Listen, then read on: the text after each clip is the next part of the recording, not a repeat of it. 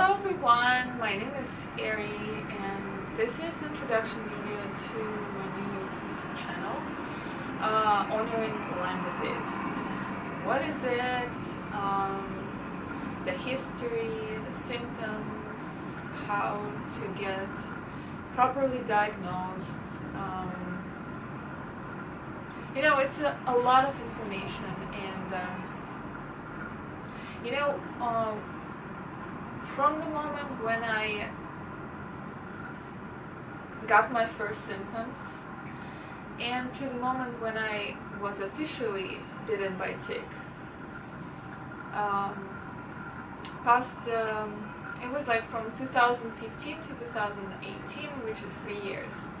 And I got lucky enough to get bitten by tick in April this year because basically otherwise I would not be able to even think into direction of maybe I have Lyme disease. So people walk untreated and undiagnosed or mistreated and misdiagnosed with Lyme for years, and I know people who's were sick for 20 years and they didn't know about this, and the doctors, they were putting the labels on them they have multiple sclerosis, Parkinson, bunch of stuff. And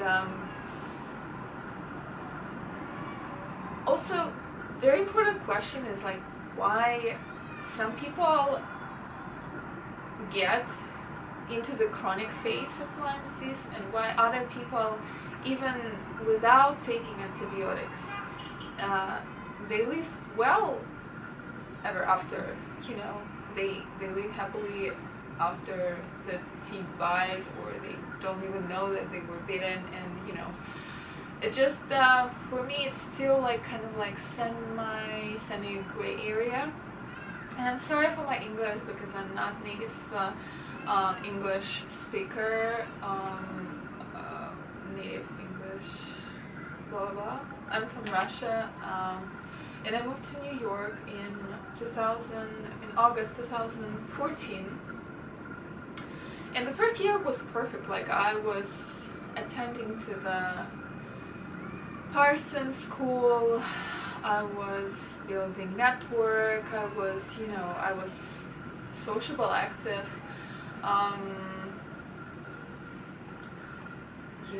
I attended to English school, and I was on my way to pass the TOEFL exam.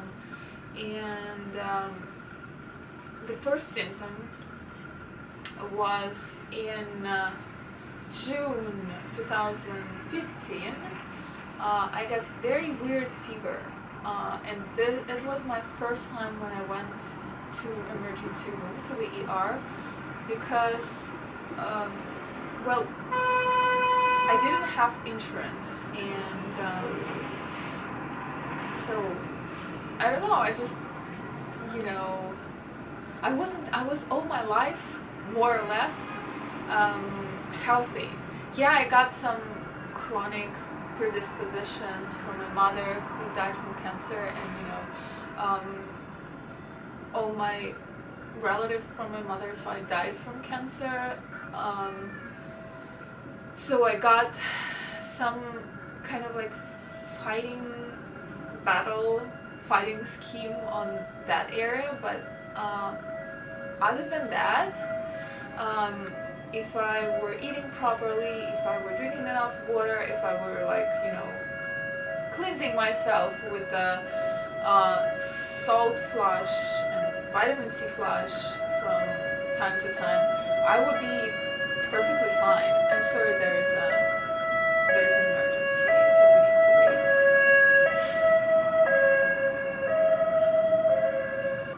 Yeah, I'm sorry for the emergency. It's New York City, what you can do about it.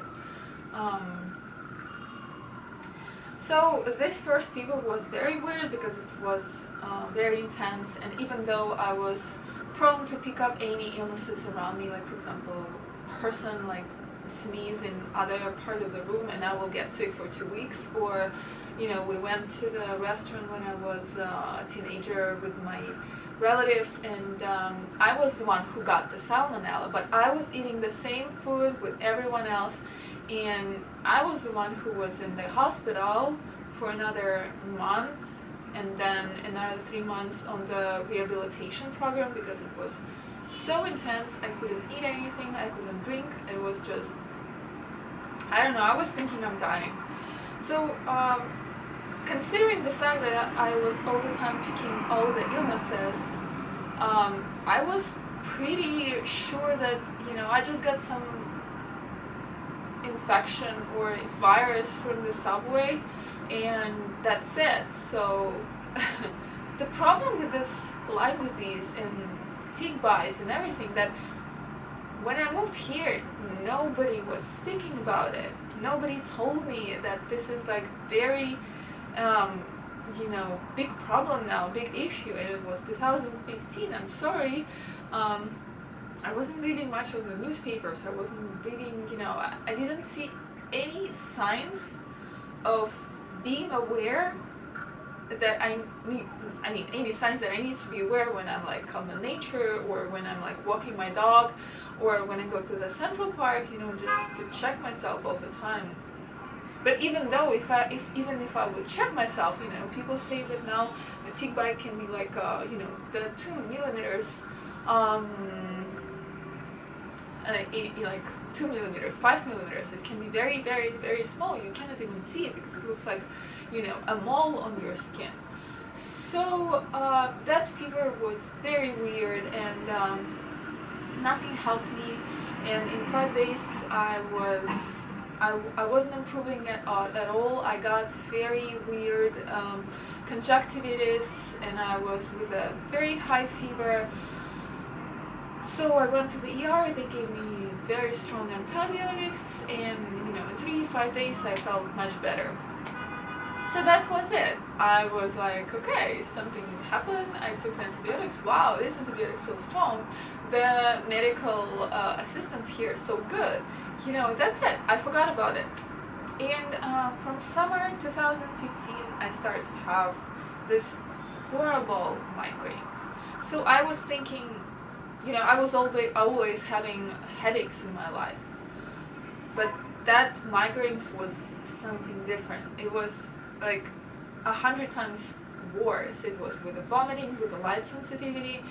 And at that moment, I just didn't know. I was, you know, when I was a baby, I broke my tailbone, and I didn't tell my parents that something wrong. I didn't tell anyone because I didn't want people to worry about me. Once I was playing with the kids, or maybe with my brother, I don't really remember. So a big piece of plastic went to my gum, and I was working with this gum for a year, and then I was huge amount. I was all the time in pain. I didn't tell anyone. I just took the tweezers, and with the, you know, with a very big pain, with a lot of blood, I took it out. So, considering the fact that I was all the time hiding my illnesses from people around me, and I wanted to be comfortable for other people, I didn't want them to worry about me, and, you know, to make a big deal out of something. I just was like, okay, something's happening, but like, let's deny it. Let's cover it up with something like, oh, maybe I'm stressed, maybe because I changed my country. I came to United States, and I don't speak well here. I don't have much friends, and I'm worried about me. Maybe it's just stress. You know, it's pretty stressful for a person to change the location. So I was just putting everything on stress, on this, on that, you know. With the time, I guess it was like in a year or something. Yeah, so this thing happened in June 2016, 15, and in spring 2016, I was already on the huge tailbone pain. So in this frame, from from, let's say, summer to spring, I already went to the hospital, and because I had this migraines and I had depression, so it developed very, very, very intense. So I decided to ask for the help because I didn't know what to do. Considering the fact that I never said anyone how bad I feel, or that I broke my tailbone, you can imagine how bad was my migraines and how bad was my depression, that I even went to the hospital without insurance asking for the help. I was begging for the help. I was like, I don't understand what's going on with me. It's like, okay, I can be moody, okay, I can be like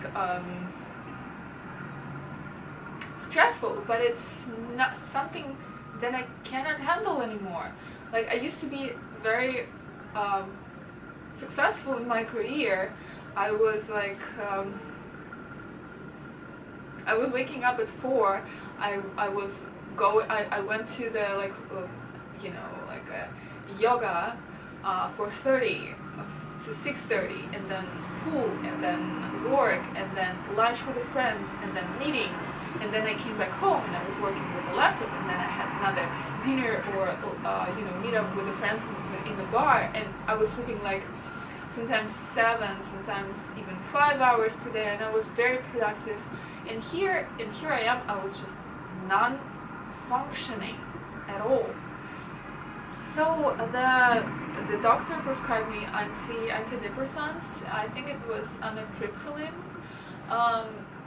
and I was taking them for a while. I was taking them for like several months, half a year definitely, and I stopped taking them because I started to feel like a zombie. I started to feel like I didn't feel anything anymore. I didn't feel myself. I didn't feel emotions, and so I stopped drinking them. By the way, the migraine disappeared definitely, but I still was very depressed, suppressed. And by the spring 2016, I was very close to kill myself. And I'm not exaggerating. I'm not like, now I know that the highest rate of suicide is amongst people who have Lyme disease, because especially when it's not diagnosed, or when it's diagnosed but it's too late, it's in the very late stage when you cannot really do anything about it. But actually you always can do something about it, because doctors, the conventional medicine, they only can prescribe antibiotics. And I want to also speak about this in my videos on YouTube, that there is a help to us, to people who are suffering from this invisible illness, who, oh my god, I'm gonna cry now. I probably look good now, after I spent 3 months of self-educating myself. I was speaking with people in the forums, I was reading so many stuff, and thanks God that there are YouTube, and that there's forums, and there's websites, and blogs, I'm sorry, and there are blogs of people who went through the same shit as I went through. And if I would just trying to find the answers from the doctors, I would not be functioning. I would not be sitting here. I would not be filming this. And thanks God to all the Lyme disease community that that you can find it. And I will put probably the link to the most helpful sites that I've found, the most helpful sites, websites. So I'm sorry, I went a little bit mess now, because I wanted to tell also in the introduction video,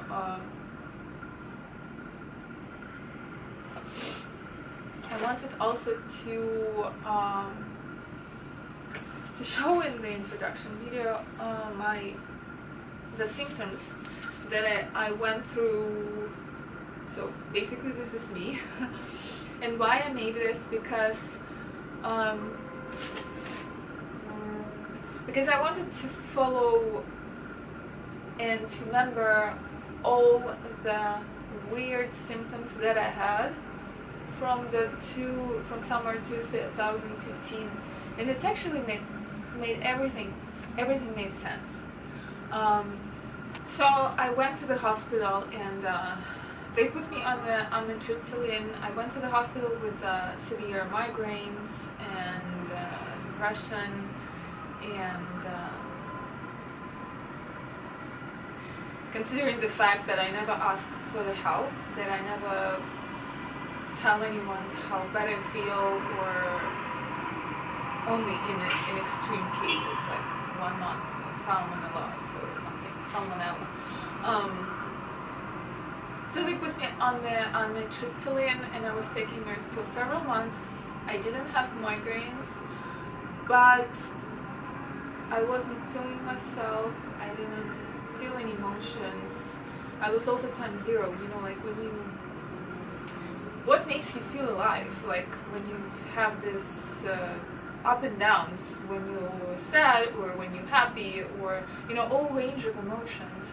And here I am, not feeling anything, no happiness, no sadness, you know. I was still depressed, by the way, but it was like suppression of depression, suppression of being depressed, so it's like denial. So I stopped taking this amitriptyline, and, you know, people from the hospital, they were even calling me, and I decided just to cut it, all this part of the story, just cut it out. And you know, I went to my first Vipassana, and that's actually when the first time I've heard about Lyme disease. On the way to Vipassana, I was listening to YouTubers speaking about their experiences with Vipassana, and Vipassana is a 10-day course where you basically don't speak with anyone, you don't look into anyone, you know, in regards that you just spend this 10 days with yourself. You look into yourself, and you build the relationship with yourself. And so on the way there, I was looking for the YouTube videos, and one of the channel, I will put the link down below, she was telling a lot of nice words about Vipassana, and I decided to check on her channel, and that's how I bumped into information that she also got Lyme disease. And at that moment I was like, wow, like, people are so, like, weird. They invent some weird diseases just to, you know, invent something when it's just depression, or like when you're just not happy with your life. Or, you know, at that moment, I think when I started to have this problem with the tailbone, when it was basically 1 week I wasn't walking, I was like disabled person. And so I was starting feeling like I'm cursed or something. I decided to look on this issue because, you know, because doctors cannot really help me. They put me on the antidepressants, and I don't want to be hooked up on something, and you know, the next step will be opioids or what. So I decided to look at this from completely different perspective. I used to be yoga teacher in Moscow, but I wasn't able to become one here because you need certification, and it's quite expensive. But why I'm saying this? I'm saying this just to tell you that I decided to look at this problem, at this issue with me, from the spiritual perspective, and by, like, with the meditation, my symptoms almost elevated. So for several months, when I was meditating like 3 hours per day, morning, afternoon, and evening, I was able to control this migraines. And the side effect of this was, you know, the proper diet. I wasn't eating junk food. I wasn't eating sugar or, you know, processed food, and it really helped me to feel better. But I was still very weak, very, you know, I had pain sometimes in a different part of the body. And then the weird things start to happen. Mostly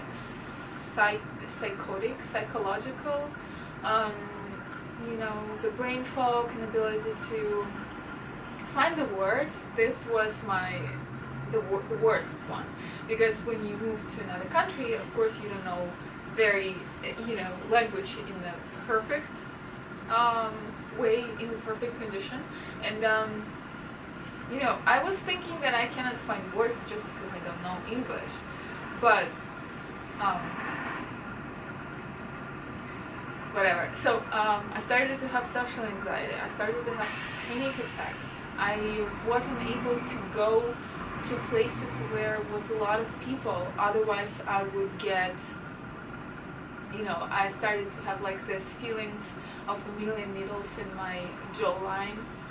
I started to have TMG syndrome, grinding in the night. I was waking up with the constant pain here, and it was only a couple days a week when I was not waking up without this pain. So I don't really want to go through this list of the symptoms. It's basically all here. You can see all the affected areas here, from the bottom to the top of my body. It's affected everything.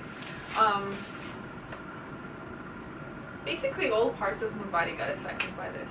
And what I want to say in the introduction video is that there is a cure and there is a help, and whoever watching this video, I know that how hard it is to even have a chance of thinking that you got Lyme, because it's something that it can be you cannot really see it unless you know that it was tick bite, and this invisible illness, it's just making the worst out of you. It's making you other person, and this is the worst part when you don't know what is going on, and you stop being yourself, and the next step is just you're not able to function. You're not able to go and meet with friends, or you have to cancel on the meetings all the time, and in the end, of course, you're in an isolation state, because nobody's gonna call you like 10 times and invite you if you all the time cancel up on the meeting. So by the end of the day, you just left with two and a half friends who are like the closest and the dearest. And what I want to give you here on this channel is support, is the sources, is all the knowledge that I got in these several months that I was reading and speaking and watching, and for like 24 hours per day, maybe less. I was sleeping sometimes a little bit, but it's a huge amount of information, really. It's like I went to the school or to the college, and I almost graduated or something, and I need to share it with you, and probably some of you will find something useful, and just the only thing in the first several weeks when I just got into thinking that I probably have Lyme disease, watching people with the same problem and watching the people who went through the same stuff,